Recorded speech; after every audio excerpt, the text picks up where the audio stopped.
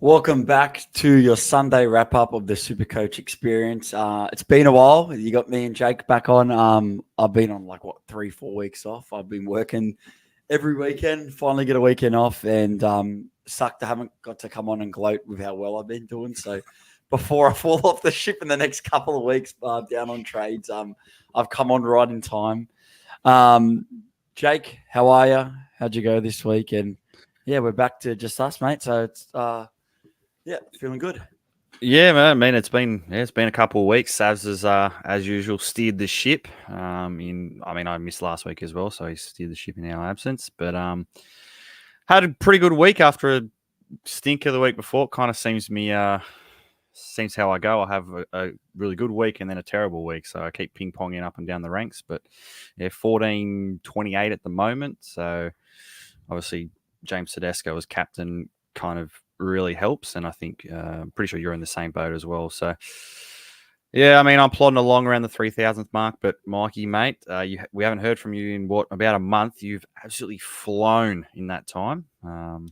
Yeah, you're the one who should be talking about it instead of me.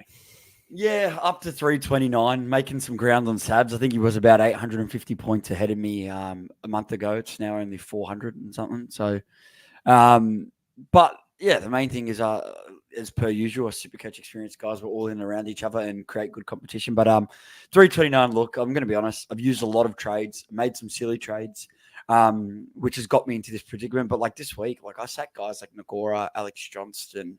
I didn't play Iro, didn't play Galvin, just because I had so many options. So I guess now they'll start to look at my side, and they're the troubling positions I'm getting put in. Okay. I've used some of these trades wisely. My numbers also, obviously, we're going to go through the wrap up, but we're also going to give you our perspective of the buy round, as you'll get, Savs in that buy round coming up. But we're also just going to cover the guys, playing that we want to jump in. We've got Origin talk. I know Origin teams haven't been named now, but there's plenty to go through. Obviously, my plans moving forward is I haven't fully decided yet what I'm going to do next week. I'll wait till teams. It's either I've got 11 if I'm just assuming David Feeder is going to get picked. So I've got 11. I don't really want to make two trades. I'm willing to either play with 11 and save all three or play 12. Maybe just see how I'm going for the first couple of games. If I think I can not drop too many spots and save all my trades, I think it'd be better. The big thing is just, if you're not a Nico Hines owner, do you get Nico Hines? But before we crunch into that, I should probably say I scored 1386. Should have listened to Sabs and played Nakora over Mulatalo. That cost me 60 points. But other than that, Paps Paps did okay. I saw that as a pretty poor trade, but did well. I got Olkalatu to win this week because I'm just now starting to think of the run home. I finally got rid of Fina Fuyaki, so 71 there. And obviously, 24,000 of you guys brought in Marza Hugh this week, who did really good. So 1386, and I think at 329, I think if I am to lose some, I don't lose too many. I'm hoping I go into the top 300, but I think I'll stay pretty flat. So it's just making me nervous for next week. But let's go back to Nico Hines. Got saved with a junk try. 68 is exactly what he was projected. That's a minus 41K drop. He's going to be 700K, which is the cheapest we have ever seen him.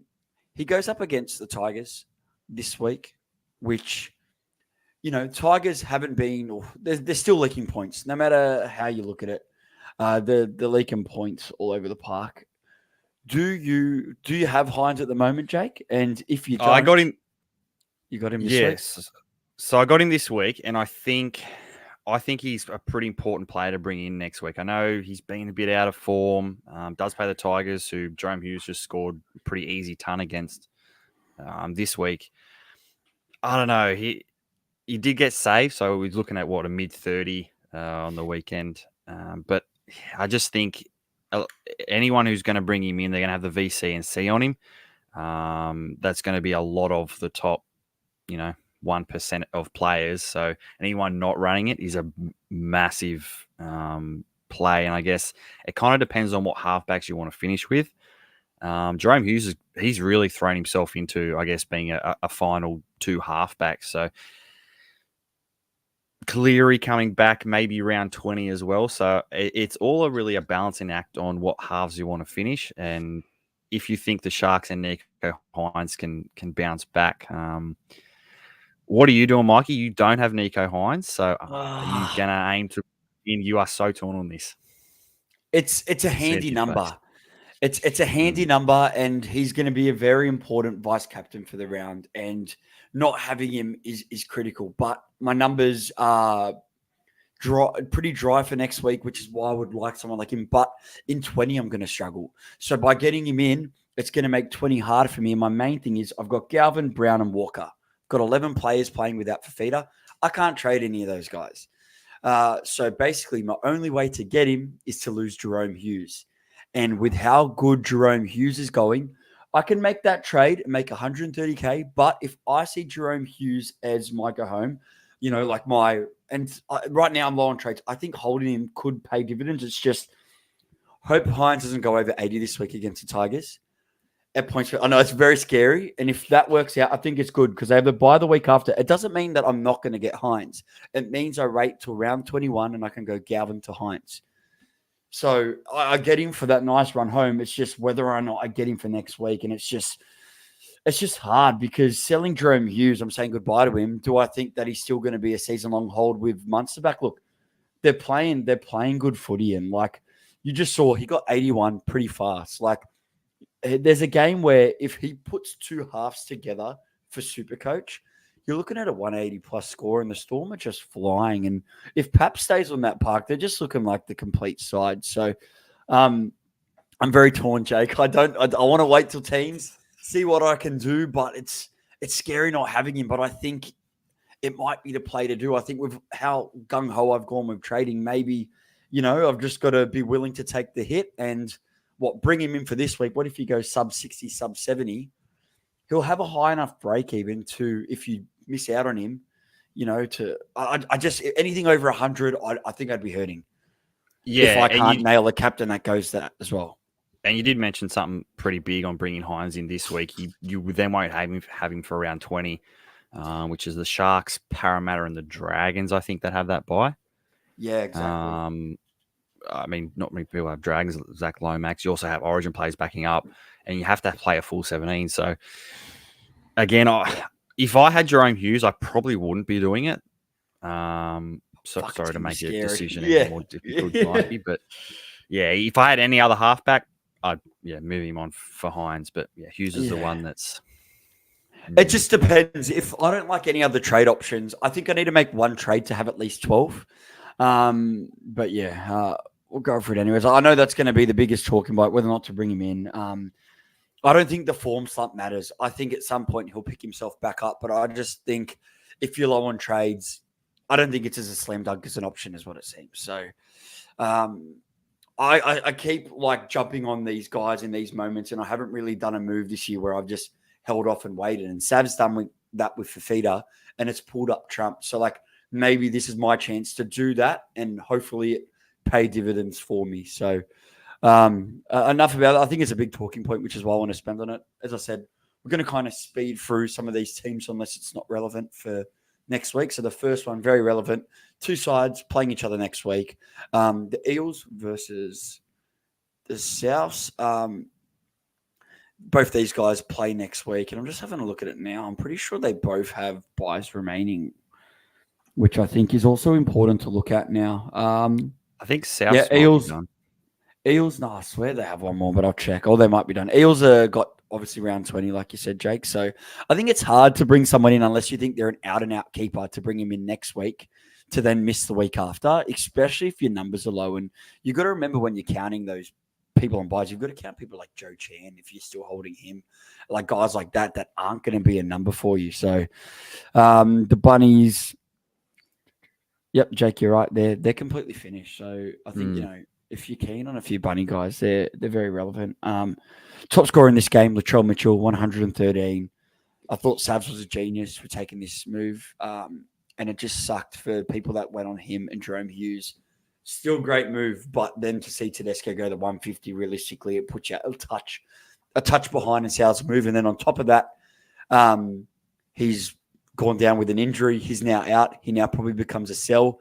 And the big thing is now is the people that have held him instead of selling him 2 weeks ago, you've now held him for 3 games to only score 113 for an average of 33. So although it seems like a good move this week, I think holding him was a poor move.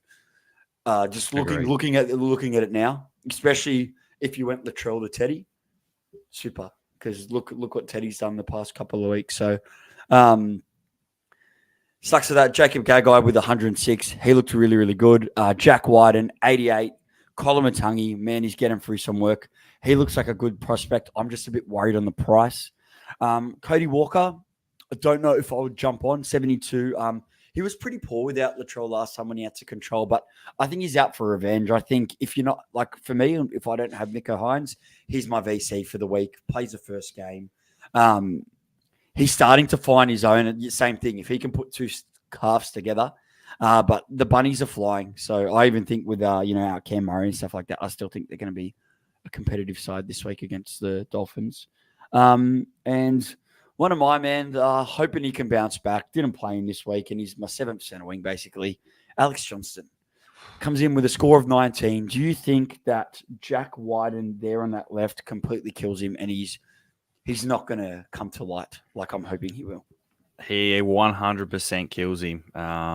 One of my mates brought in AJ a while ago, and he's always going off at Jack Wyden because he loves a left foot step and run. And I think the fact that they don't have Cody there, AJ is just not really getting the try scoring opportunities, and that's what really he's been for his career. And we saw Gagai over on the right get a bunch of tries and ton up. So yeah, and I don't see South. The fact that they're going so well, I don't see them really change anything. So I think AJ is just going to be a guy that just really you're not really going to look to play. Unless obviously next week he's a number for you, but yeah, on the run home he's just a guy that you're not really going to safely play because Souths just aren't attacking that left edge like they have in years gone by. Yeah, it's going to be especially tough without Latrell because he adds a lot of the sweeping and the cutting out. But I don't think he's a purchase, but as someone that owns him, I'm not as worried. I'm not going to play him all the time, and obviously I'm hoping that I think he'll have a good game in there. I still think he's got a double or hat trick in him. If Wyden can learn to pass, or they just do plays where they cut him out. Because I think at some point, yeah, they're winning, but they've got to utilize, he's a try scoring freak. So I'm just hoping if that's to come to fruition, then it'd be this coming week. Because if I'm running low guys, I really can't afford a 20. Over to Parramatta, another relevant side. So Kim McGill, top scores of 82. Guffo with 80. Looks, a lot of fullbacks are coming back now, Jake. So you've got a lot of fullbacks. It's if Pap stays healthy, you've got Tom. I know he's in the centers, but Gutho, you've got a plethora of these guys that are actually playing this week too. Ponga, if he misses that utility spot, which we believe he's going to get it. Could you look at someone like Guffo? Still got to buy in 20. But the thing is, you think Eels really needed to win one of these past couple of games, and they just haven't. So do they have enough ticker to do something? And without Moses this week too, have the goal kicking most likely, but yeah, but they're last. They're at the bottom of the ladder, and you kind of don't really want a fullback from that team, especially when you've got you got Tedesco, you've got Kalen Ponga back. He looked pretty good on return. I know we've lost Latrell, so I guess a lot of people have a fullback spot to go to, and if Ponga does play Origin, I guess probably the best option is going to be Gutherson. So I don't know. I probably wouldn't be going Gutherson. He's a very streamy player, and the fact that that Parramatta aren't going too well, I'm happy to pick someone else, to be honest. Yeah, that's fair. Also, just important to note too, Ryan Madison, he looked pretty good. Paulo's out with injury, so there's just a lot of injuries in their pack, which are only going to, be a good thing for people like Lane Madison. Cartwright's now locked down 80, which is kind of why I jumped on all these injuries. I just thought, if he was locked into 80, attacking stats are there. And he had a pretty poor game that got saved by that try. But going back to Madison, he's at a cheap and affordable price. And if you like how that bench looks, you know what I mean? For the price, he could be a sneaky option. You just want to make sure if you're taking risks like that, I don't mind them as a 5th or 6th second row. Second row is now stacked, and I feel like you want to get the best of the best. Crichton reminding non-owners that, hey, you're going to need me for the run home. So Yeah, I just think, if you were lower numbers, I think he's not a bad one. If your coverage is good for 20, because don't forget, Eels will hurt you if you have too many of them. Over to you, Jake. You can talk about your disappointing Sharkies, mate. You thought for a bounce back, and I kind of pressed to this early in the week, thinking that Titans had an upset, and I got not shut down completely, but made out to be a little crazy. But yeah, I just don't have any faith in your guys' Sharks at the moment. I'm starting to lose faith as well. We can't put a first half together, and I guess that's kind of the theme. We'll start off with Cronulla, Britton Nickera, the standout, the highest scorer in the game, 92. For some reason, Mikey didn't play him, despite all of us telling him to play him. It was him or Mulatalo, and I just really thought that Mulatalo could break this try-scoring drought. Did you not look at Sav's thing about left wingers not scoring against the Titans? Yeah, but sometimes you've got to trust your gut over the stats sometimes. Like, I won't always look into the stats, but I shouldn't have done it, but I did. Talakai with an 81, but he will miss next week. I'm pretty sure he's got a 2-week or something suspension, so he won't be there next week. Wilton will obviously come back into the side and start. Nico Hines, we've already mentioned it, a 68 saved by a try. Take the try out, which for some reason he was out in the wing after a break. So falls over for a try. Only 38. We've kind of gone through it a bit, so we won't, I guess, go through it because I'm guessing there might be some questions on it a bit later, and I'm sure that the boys on Tuesday will go through that in depth as well on Nico Hines. But a 68, an okay score, loses 40K, going to be 700K, so it's going to be a do you or don't you for that.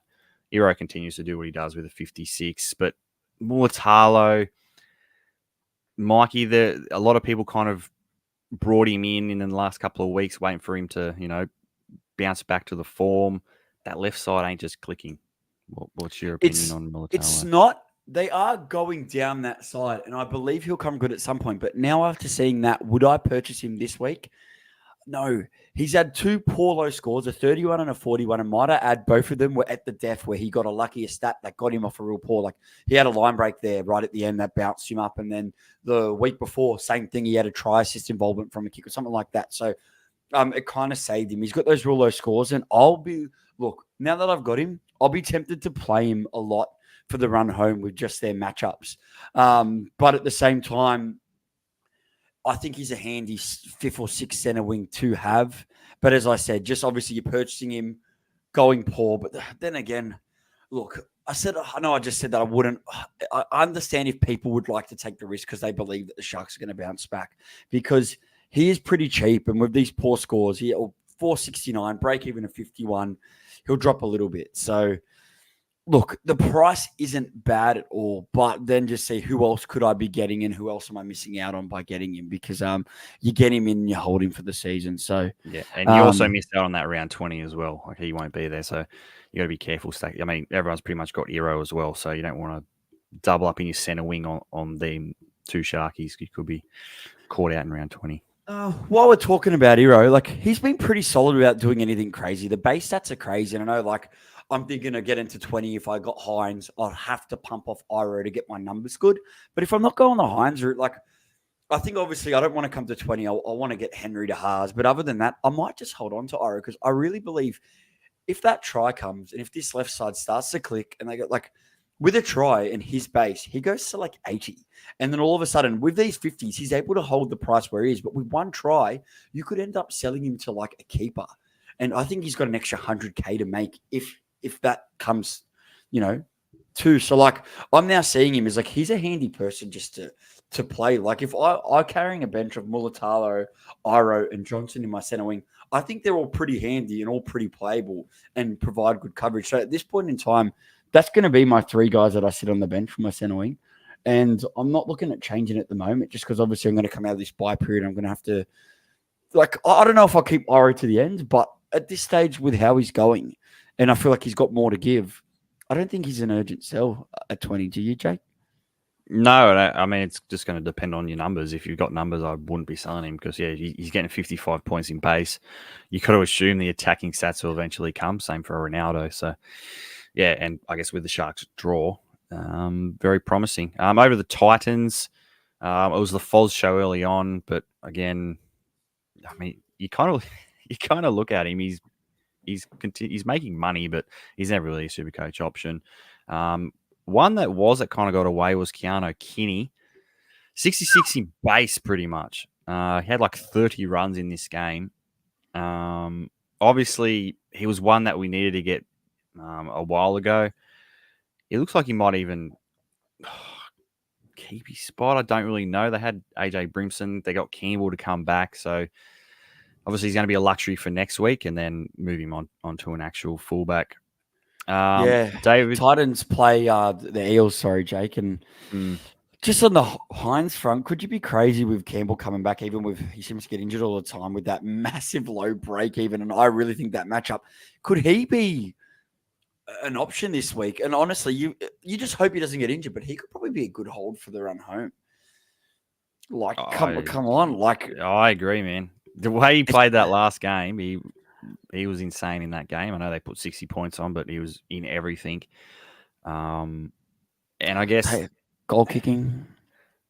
Yeah, we'll be goal kicking. But it's going to be a tough one. It's ballsy. I think if I had 10 plus trades, I'd love to do it. And I guess if you're taking someone like that with a good matchup, Titans are playing good footy. But you got to think, obviously, you're probably going to get him in fullback because at 5'8", a lot of people have Dylan Brown, and they'd probably also have Galvin or Cody Walker. So, but if you plan on selling Galvin and you get him at fullback, you can eventually shift him up. But you just got to look at the halves you need, because obviously Cleary, you just got to prepare. I don't think learn from all these other injuries. Don't jump straight on Cleary, but you've got to be prepared. Okay, I might need to get Cleary, so I need a spot for him. Who can I sell to get to these kind of guys? But man, Campbell's going to come in at 622 with a minus 51 break even, and geez, like they're playing Eels, Manly, Dolphins, Broncos, who have been pretty poor. Like they still got Roosters, Sharks, and Penrith to go, but apart from that, their draw isn't too bad. And they could be one of these shock surprise teams that jag an 8th spot on the ladder. So look, it's just with his injury, I think that's a risk, because at this point in season, you can't be bringing in guys that you're worried that are going to get hurt. You can't afford to bring him in to say goodbye. Yeah, we get to the back end, we've got no trades, and then we're stuck with them. So yeah, it's a tough one. For Feeder, quiet game 52. Looks like he might be getting an origin spot. I guess we find that out tomorrow. But for those that didn't jump on, Savs, it seems like they're going to get rewarded yet again. But I guess with him, he's a guy you want for that run home. Man, he hasn't scored in a trial in quite a while. It's coming. And it's going to hit to 20, and there's going to be so many guys on your list. So, I guess it's great for Saps. All right, I'm done talking about the Sharks losing to the Titans. Mikey, off to your Penny Panthers. So, those first 4 teams obviously all played the bye. We go the Broncos and Panthers. Broncos, this is the first bye that they're actually going to cover. Look, I thought this was a pretty good game of footy. Obviously, Penrith keep the odds going and keep winning every time they lose the week before. So,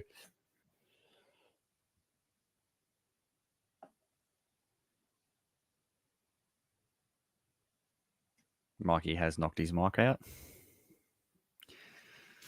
He'll be right back with us. No.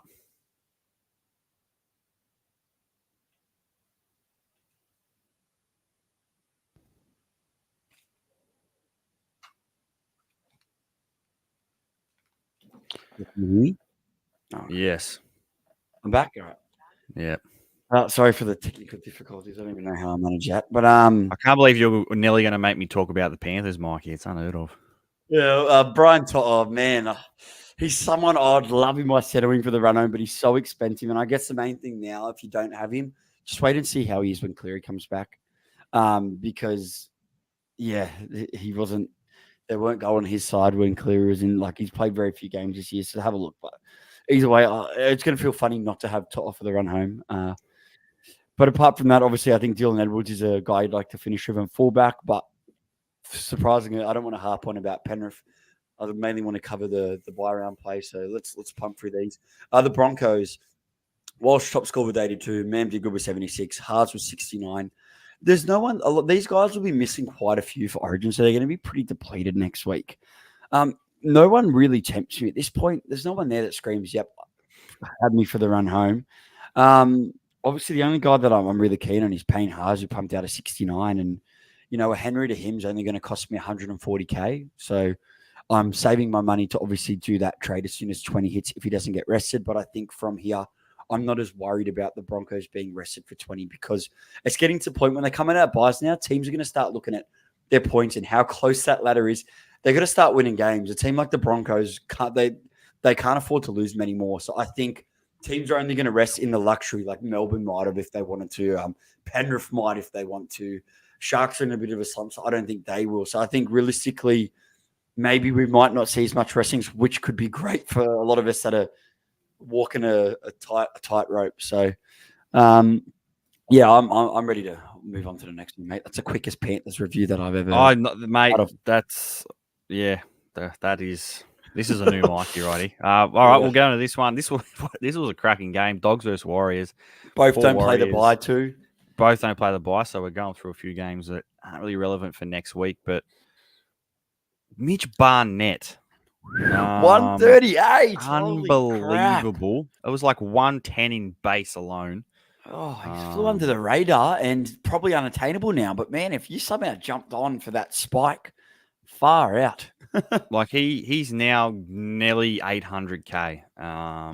So he's flown past Fanua Blake as I guess the front row. He looks like the best front row option in SuperCoach, and he's not really going to be owned by anyone just because he's kind of shot out of range. So if you did have him, well done. I'm amazed he hasn't really got an Origin call up. I know he's been in and around the team as 18th man. So, but the way he's playing, man, he's been insane. Fanua Blake, a better score, but I guess inflated by a longer game. I think he was on maybe just 60 before it went into extra time, so he was inflated there. RTS went back to fullback. It was interesting, but I expect Tuapiki to come back and play fullback because he's going quite well when he was there. So everyone may be a bit excited about RTS potentially being fullback. I don't really see it happening. They've showed they prefer Tuapiki. It'll be him. Yeah. And although they've said, we want to get him more involved, they put him on the wing, and I think that's kind of where they're going to get him, more runs. Tamari Martin back to earth. I think, time to sell for those who still have him. But the Bulldogs, time for the buys. Maxi King, 95 in base. Josh Curran, 87 in base. I guess this game was an extra 10 minutes longer than what it usually is. So you got bigger minutes out of these guys. But I was stupid enough to sell Josh Curran this week. It was to Marzu, so, no points difference, but still was a painful seeing him play big minutes and score big. Karaz, 63. All Supercoach relevant, but I guess not playing next week. So, hold these guys, and I guess, put them to the run home. I think the Dogs are important for the run home because I really just think with the way they're playing that, some of these guys, if they're going to come home strong and you think they could, I really think they could give the top four a legit crack. And if they can, that's going to pay some dividends for SuperCoach. Like their short round draw isn't too bad either. So obviously, you wouldn't be looking for next week, but you got to start planning ahead when you're getting someone. You got to realize you're blocking the spot. So Cowboys, Broncos, Raiders, Dragons, Dolphins, Warriors, man, the Cowboys, they have a very good run home. Think about a lot of the top teams that aren't in there. So they got a good run. So people like Stephen Crichton and all these kind of guys, I feel like there's a few pods that you can jag in this Bulldog side who I think have some points in them. Yep, I reckon. Move on to the next game, Mikey. Yep, game 5. So the Tigers covered this next one. Storm, this was a high-scoring game. The Tigers first. Dream Buller with 100 fullback. Don't really see him relevant with all the options.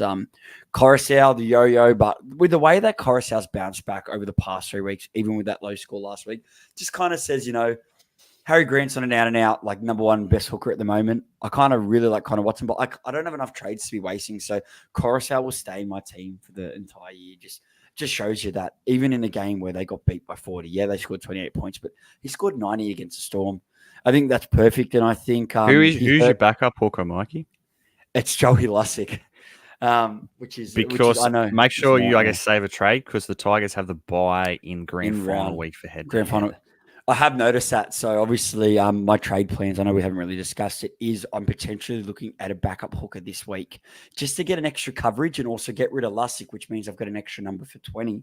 Um, we haven't really got to their game, but I'm kind of, I'll talk about it. I'm looking at either the Manly hooker, what's his name? Simpkin? Simpkin, and even I had a little glimpse at Starling as well, but obviously Starling won't give me coverage tomorrow. So if I just don't trust Seabold, but we'll go into Starling when we talk And you about want to, and you Manly want to next trust game. Ricky? No, I don't. Like, honestly, if I'm going to make a trade in hooker, obviously I wanted to see in case they dropped hands or Lussick somehow comes onto the bench for an extra number this week. Didn't want to rule it out, so I thought I'd make that trade next week. Yeah, potentially him to Simpkin, but I just want to make sure if I have him, like, I need it. I need a backup playing option. It's just I don't want to spend my money upgrading it. So if not, and I don't make a hooker trade, I just save a trade to get rid of Coruscant for grand final week. But yeah, back to the Tigers.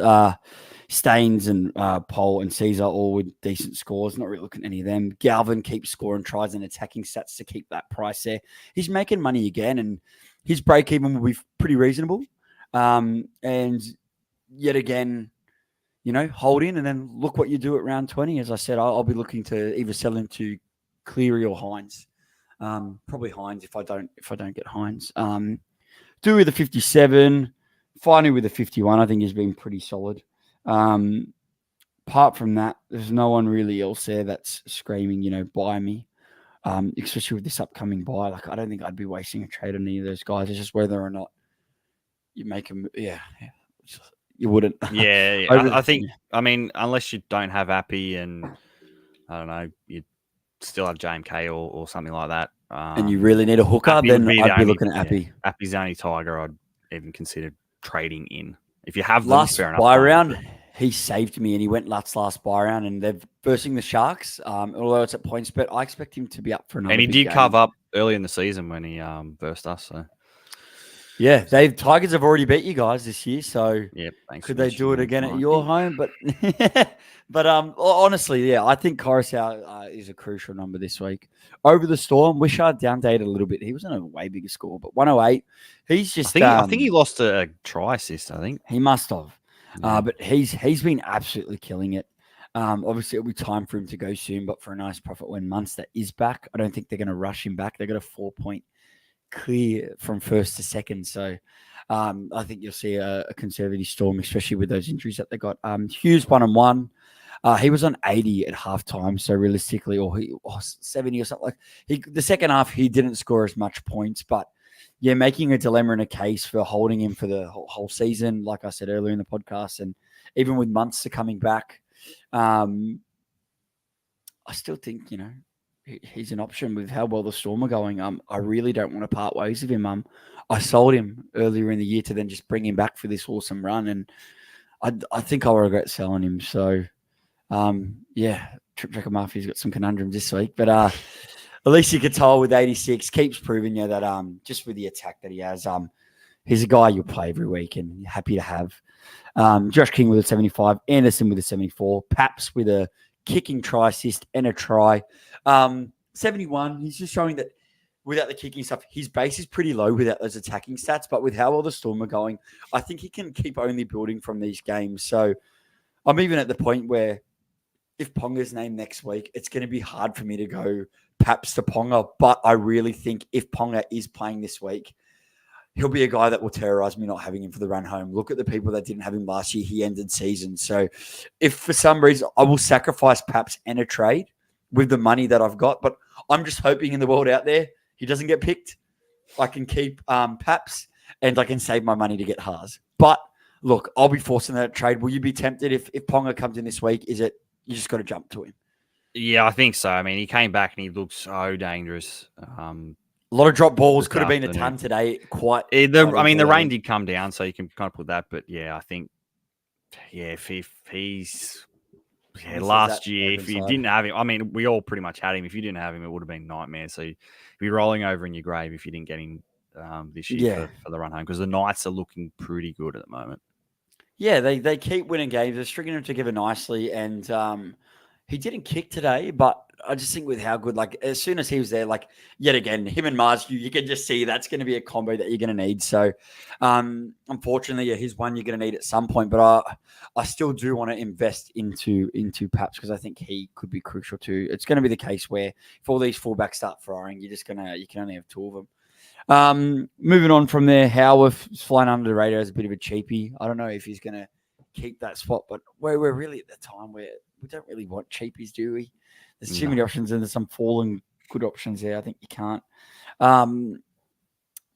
Joe Chan was out of the side this week, which I think is great. I'd love him to just stay out of that side so he can stop being an AU nightmare. So good shit. Over to game 6, the Cowboys Manly. Another golden point thriller. The Cowboys couldn't kick a field goal. I think the Roosters are paying over for Chad Townsend for next year, by the looks of it. He missed about 3 of them. Jokes aside, Jason Saab with a hat-trick, 111. Went off late. I don't know if it was an injury or just a knock or something because they brought him Hopewadi. Cooler. Now, he's an interesting one. I guess coincides with Tommy Trbojevic, who was a bit rusty coming back. But Cooler, if Manly keep winning and they keep Cooler at fullback, is he an option for the run home at centre wing, Mikey? Because he looked very good. And he was good last year at fullback too. His fullback scores this year, even in Magic Round, have been absolutely amazing. And I think we go back to, how we're talking about Mulatalo. I'd prefer to bring in Cooler. And I even think at centre wing, you could bring him in. And if he somehow goes back to centre, he becomes a 5th, 6th centre wing play that you play on matchup. But if the Manly keep continuing to win games, Cooler probably could stay at fullback while they just realise that, hey, we need to keep Tom fit. I heard like it's 3 and 4 weeks, but obviously if they lose a game, Seabold's going to chop and change. But 434, he's only going to go up a little bit. He's the same price as Mortalo. So I rate it. I like it. I think he could be a great pod. Honestly, I'll look at ways where I can try and bring him in, but I just don't think I've got a centre wing spot available at this point in time. But yeah, I think he's a decent purchase, and Manly are going to obviously try and go on a bit of a run. What about you, Jake? You looking at him? Yeah, I mean, it's kind of the thing. I have a lot of centre wings playing this week, so I don't really have a spare spot. The spare spots are ones that I've kept up until around 19. So, but yeah, man, he looked fantastic. I guess happy to pass with I guess the numbers that I have, but yeah, if you're needing a centre wing, I definitely prefer Cooler over Mulatalo. You got Cooler for this week and round 20. I know Manly will be depleted with Origin players, but yeah, man, he looked fantastic, and history in fullback, he's been absolutely killing it. And it looked like by all reports that Bradman Best is going to actually win that centre spot where a lot of us sort of could be Tom. So yeah, Tom will be there next week, and I think it'll be tempting to a lot. But could you go someone like Tom at centre for that price with all those fullbacks that we just mentioned? Because, what if he just keeps going subpar? I think he's got to try him in a decent scoring game, but Ponga, Paps, you're gonna want one of them. I think coming up. As long as Tom's playing centre, I don't think he's really an option at the 750K that you're paying and taking a fullback spot when you've got the names that you've mentioned there. Ola Kawatu 71. Just kind of, just in base, just in what he does. He's definitely one for the run home. I guess the killer is that he's probably going to be on the bench again for Origin, so won't play that. But as soon as Origin's over, I think he's definitely a pickup round 20, round 21 for the run home because it's kind of the cheapest that you're going to get him. Do you agree with that, Mikey? Yeah, 100%. So Manly do play the bye next week. Cowboys don't. Ruben Cotter 103 with a try. He's going to be Origin affected. The Cowboys, I think they've lost a lot of their appeal because they still have this bye and then another bye later on. So I guess they kind of, it's going to be eventually getting rid of all the Cowboys players or kind of having an extra number to cover them. They're so hot and cold too. And their bye, Jake, sorry to cut in there, is in round 25. So that is your preliminary, which is crucial for all if you're in some cashies and that. Yeah, it's going to be crucial. I mean, people have Cotter, they have Val Holmes. Is Val Holmes a trade, Mikey? I'd be tempted to Trade trade out. him. Yeah, I'd be tempted to trade him. If you're fully stacked and you have no one else, like I'd even consider a Val Holmes to caller this week if you really believe in him. Just make a little bit of money there. But at the same time, if you are low on trades and your numbers are okay for this week, I'd hold Holmes. He's going to still produce some big scores, and he's a perfect fifth center wing play. Perfect. But if you're really, really keen on some other guys and you have the trades, especially low on numbers this week, I see value in a trade like that. Just before you finish up, Jake, too, I did want to cover Simpkin. Yep. Let me pitch on to you. Firstly, who's their 9 normally? Is he up for the like when's Lachlan Croker? Croker, it's an unknown, like it's a TBA week to week thing. Okay. Like it's a bizarre sort of injury. That's all I'm worried about. But obviously, with Joey Lassikonas or Levi, I want a guy that's going to cover me the next 2 weeks. And if something happens to Coruscant, 1 week suspension, I can play someone like Simpkin. The more I'm looking at Simpkin, the more I'm really tempted to do it. So he played 68 minutes this week. I know they got Lawton on the bench. He played 59. So he's been playing in the forwards, I guess Lehigh this week. But apart from that, he also, since he's come across from the since he's come across from the Tigers to Manly, he's played, first game he played 80 minutes for a score of 45. His game last week against the Souths, he played 57 minutes for 47. So his base isn't horrible, but if he's getting those kind of minutes, 68 minutes this week for 46, at the price point, he's going to maybe, I think with his very low break even this week, I might have to spend maybe 20K, go on Lussick up to him. 300K will help me massively with a number for this week and a number for the week after. And if I believe Lussick again, what do you think? Do you think, I know I'm low on trades, but I think this is a position where I'm in desperate need. And I think this might be my only opportunity to get a cheap hooker. If not, I'm just going to have to keep a trade ready to trade Coruscant. But if he gets suspended, I'm screwed having to trade a gun there like early. So what do you think? It's a tough one. It is a tough one. I guess the issue is going to be Croker. As long as Croker, if we get news that Croker's done for the year, then Simpkin, yeah, absolutely, it's a slam dunk. Well, not really a slam dunk because you don't really want to be doing too many trades in hooker. But if you need to get rid of a Lussick and you kind of need a number there, Simpkin, he's getting 45 minimum. And if he gets an attacking stat, in 60 desperate plus. Need, which, I mean, that's kind of every hooker. They're getting 40, 45, and then any, attack on tops gold. But yeah, I mean, I don't mind it. It's just could be a bit annoying. You're getting Simpkin going, he's going well, and then come round 26 when Croker doesn't play and you need Simpkin to play, Croker's been playing for 2 weeks and Simpkin's off the bench playing 20 minutes. So, I mean, it's also a good point. Yeah. It's an annoying one. To make a trade now to, I guess, cover you for the run home, it's a dangerous game when you don't have a lot of trades. We just got this in, which I don't know if it's true, but if this is true, I'll be so happy. Ola has been dropped from Origin. Why would they? Surely not. Have we got the confirmed slide? Is there anywhere where we can see? This is breaking news. We're not sure if it's true.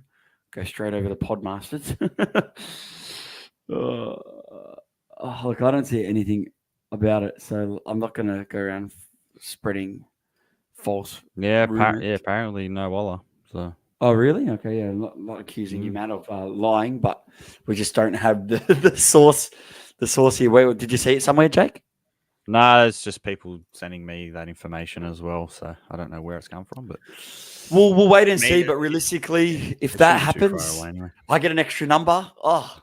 Man, that'd be huge. It makes an absolute buy if he's not playing Origin. You're getting this week and you're keeping for the year. I mean, it makes him an absolute must-have. And to be honest, if he's not there, Manly are only really missing DCE, and Knights could be down Ponga. They'll be down potentially Best if he gets name, and also potentially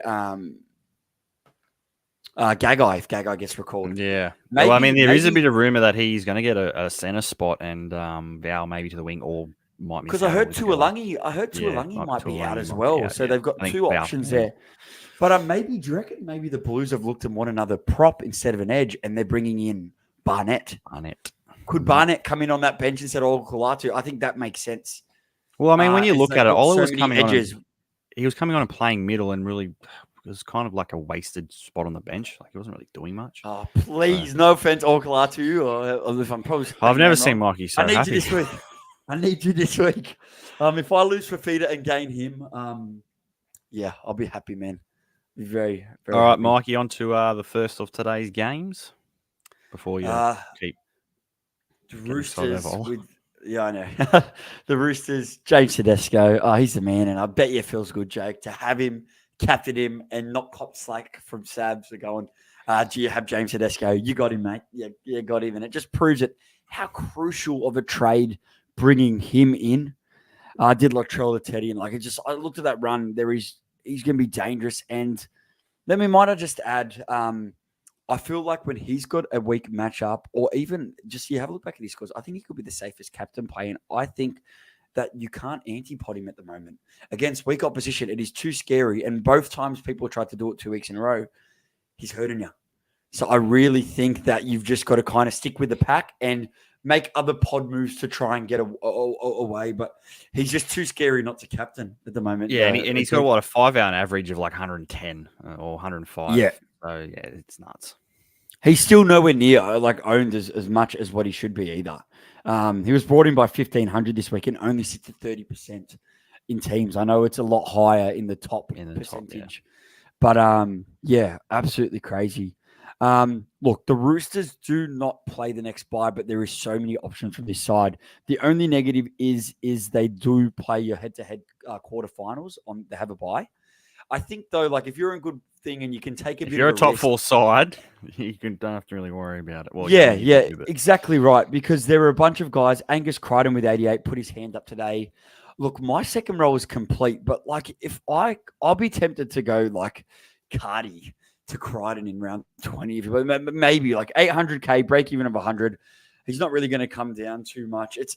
I think I might antipod him for the rest of the year, which I know sounds crazy, but I just don't think I can have all these guys. One that I would really love to have, Connor Watson, 73, just keeps getting his job done. Looks like the most consistent hooker that you could potentially have. Not really worried about someone like him being rested after Origin. Obviously, he's just coming on off the bench. But he continues to go over a job. And Terrell May, a lot of people didn't sit him this week. And even with their stacked pack, it's got to say, like, May is not a sell. May is the perfect. I plan to make one more front row trade. I'll run Haas and Tapane, but May will be your backup front rower, and what a good backup front rower. There's no way. I think with just his upside and when he gets the minutes, I don't think you can sell him. I don't care if he loses 100 and 150k because even if he's out there for 500,000 and he's playing the minutes that he's been playing, like if you get 60 plus, he's going to have a massive score. And he nearly scored another try today. So, what do you think? Do you agree with me, Jake? yeah, I mean, at this point, I think you're kind of going to stick him and run him to the end of the year, either as a second or, I mean, you'd like him as a third.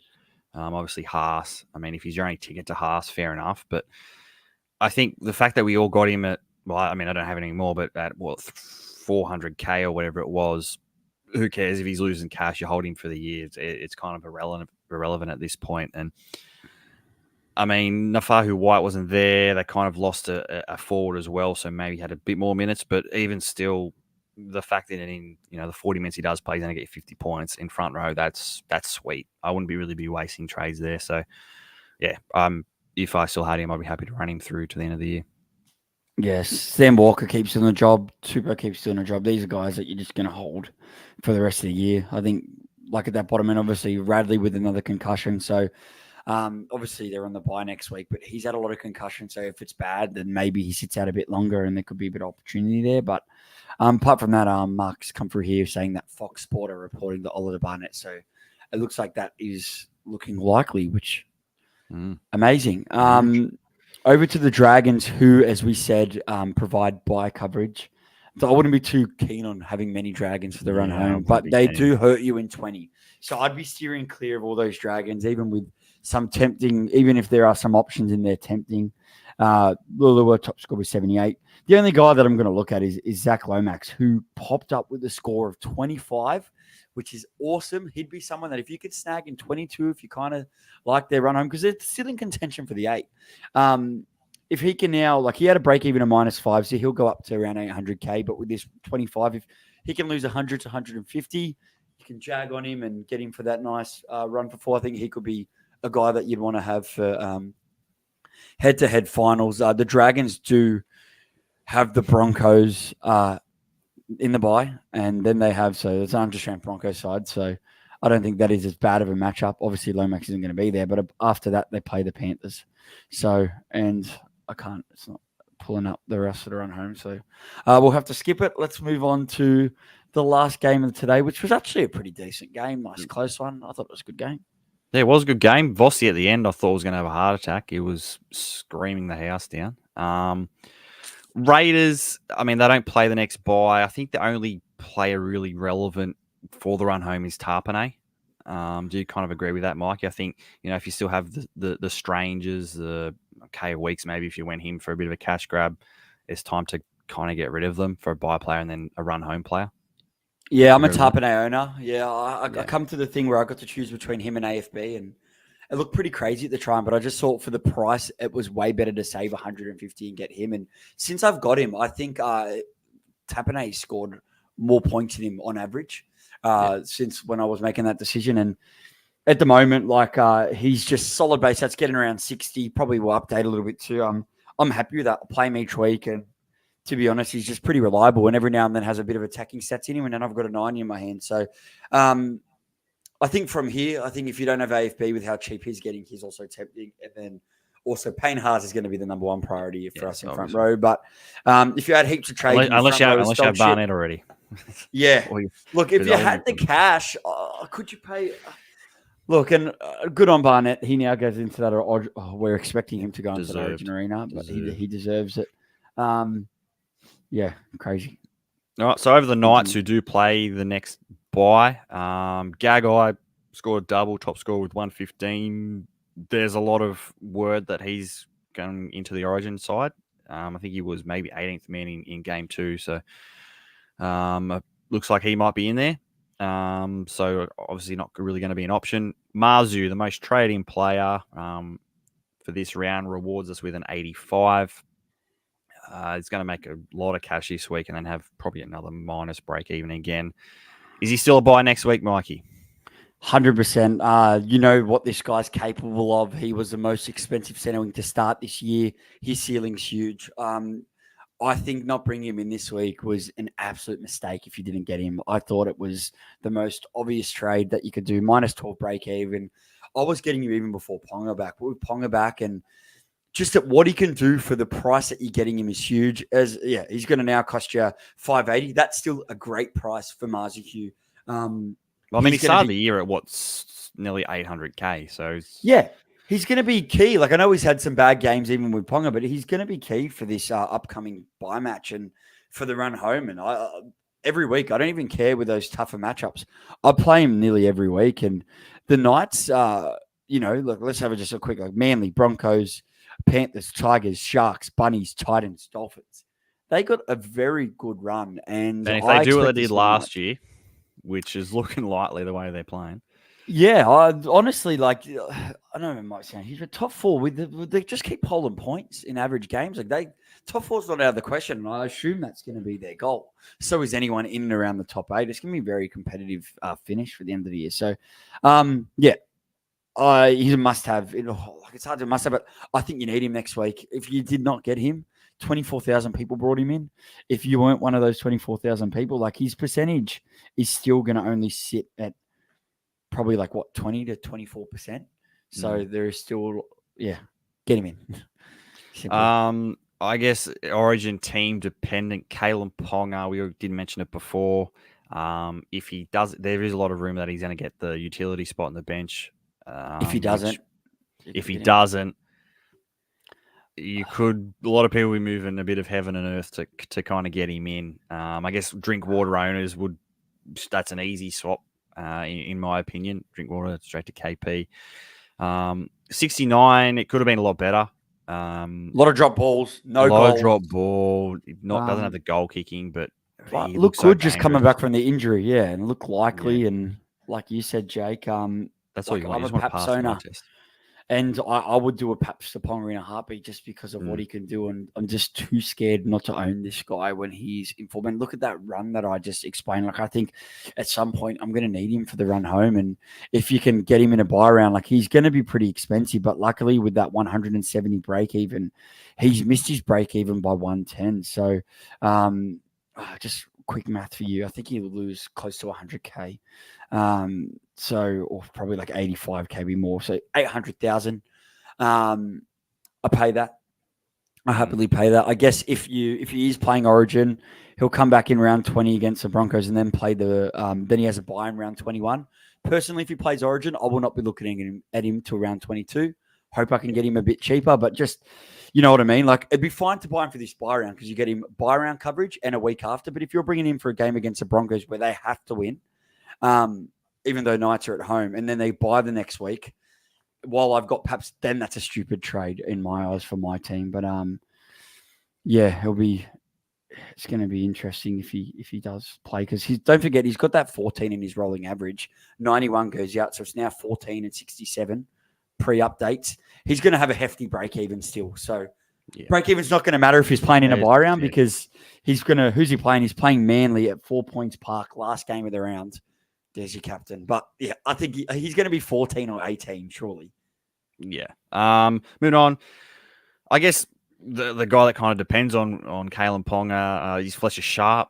He came on late in the game, he was playing out in the halves, and they threw Jackson Hastings in there, scored a 13, so he'll make a tiny bit of cash. I guess the big one is if Kalen Ponga doesn't play this week, you're going to get a bit of a price rise out of Fletcher Sharp, and then you're kind of going to have to move him on after that. So again, that's just going to be dependent on Kalen Ponga. KPP with a 51, kind of just got through defensive work, didn't really have any attack at all. But again, if you still have him, hold for next round and then look to move him on. Luckily enough, with the centers getting picked, I reckon Lucas will go out into center, so you'll be able to have him for 80. Well, he did play 80 this week, and I think he did, but they've obviously been switching around, and you can't be certain. If you have Lucas on the bench, then you never know.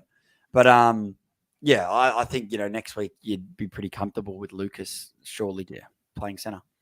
Yeah, absolutely. I think that's all right, Mikey.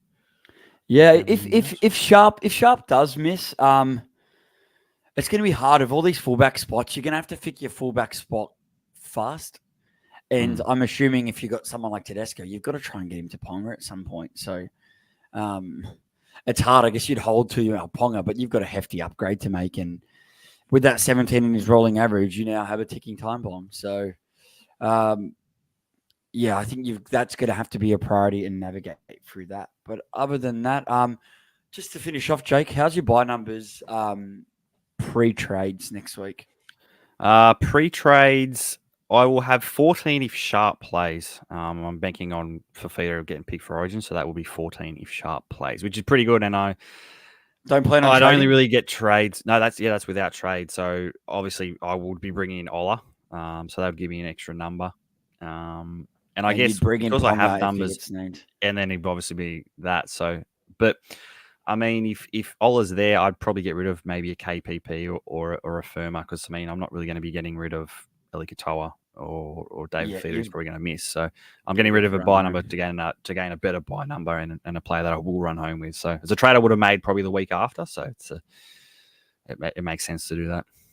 Yeah, nice. As I sit without Fafita, I sit at 11, and that's without Fafita or Lusick. With the Ola news, I sit at 12 if Ola's in. So I'll sit at 12 pre-trades. I don't see myself running 14. As I said, if Ponga's in, I'll make that trade. If not, I'll probably look at a hooker trade to just get me to 13 and help me with 20. And yeah, I just want to run 13 flat. And I got reminded too, I don't think you have to have heaps more than that. Des reminded us last round with a whopping a huge buy round score. He jumped up so hard with that score with only 13 flat. AJ's my only really. AJ and Mulatalo are a bit of a worry, but it's also a kind of thing that if you're going really poor early and I'm worried about that round, I could make trades to get ahead. But at this point, I need to play long term. So as I said earlier in the show, I'm willing to sack. And as it goes on, Hines could become that trade, but I really don't see myself sacrificing Hughes. If somehow Galvin or someone went down at training, I don't think twice about it. I'd say I'd send an injured Dillard Brown or Galvin straight to Hines, but not. I just don't think I can do Hughes to Hines. Apart from that, almost 1 hour, good timing. Ready for dinner time. So, thanks for jumping on, Jake. Also, shout out to Savs, who has been filling in for us and hasn't really had a break. So I wanted him to have a break today, and we'll be back with you next week.